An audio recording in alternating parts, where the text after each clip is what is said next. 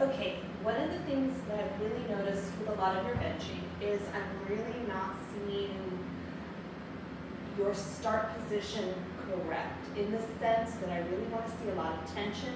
Basically, I want to be able to walk up to you while you're sitting on the bench with the barbell like this and push you from side to side and have you stay completely stable.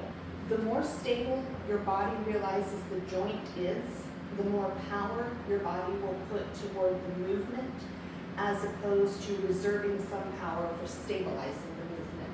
It is a great way to explain why you can leg press a lot more weight than you can squat, because you're not stabilizing the weight. All you're doing is using your muscles to press the weight.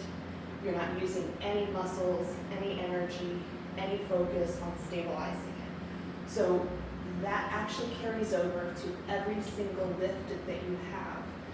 Create that stability, and your body will use all of your strength to move the weight instead of focusing on stabilizing the weight. So when we talk about benching, when we're working on benching, that's one of the things that I really, really want to work with you on, is creating that stability. And let me tell you, it's very difficult. It's very difficult to learn. It's very difficult to do. However, once you get it mastered, once you start to get it mastered, you will really see the difference. So you'll see I have a PVC pipe with me. One of the reasons I like to use a PVC pipe with my in-person clients is because you can focus fully on the stability of the movement as opposed to any weight. So the first thing I teach them how to do, holding, just while you're standing, holding the PVC pipe, just like you would be holding the bench, the barbell while you're benching. And then as I pull it apart, see what happens to my shoulder blades? That movement comes from the shoulder blades, and it already starts to create tension. The next thing I want to do is imagine that I'm taking the shoulder blade here and I'm trying to put it in my back pocket. So I pull the bar apart, and you see what happens with my shoulder blade? I'm using actually my lats to pull the shoulder blades down and into the back pocket. So pulling the bar apart creates tension in the shoulder blades. Then I engage my lats, and I pull my shoulder blades down, apart and down. That movement is already very difficult to do while standing. When I work with my in-person clients, we try over and over and over and over again. I'm gonna grab a resistance band really quick. If they start to have a problem engaging that pull the bar apart, we take a pretend barbell. Gary fell over there. We use the resistance band as a pretend barbell.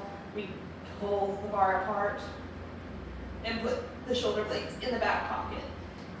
So then you're going to get into your position on the bench, whether you use the resistance band, because sometimes if you can't do it with the PVC pipe, the resistance band will actually work quite nicely.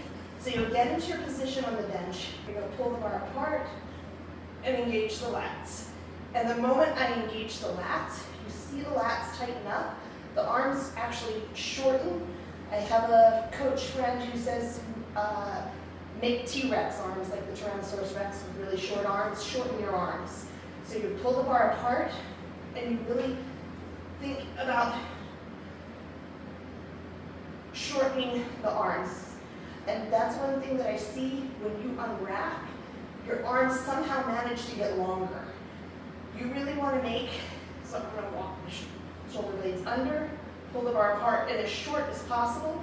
Now here is as short as possible, and here is as long as possible. So you see the difference. You really want to think about pulling the bar apart, engaging the lats. And right now I have so much tension and when I start my rep, I really am trying to bend the bar. I'm trying to bend the bar. And that is what creates the tension in the lats. And then I can't get up off the bench. It's not an easy movement. It's going to take a ton of time to practice, so practice it in your warm-ups. If you can get a PVC pipe, use the PVC pipe.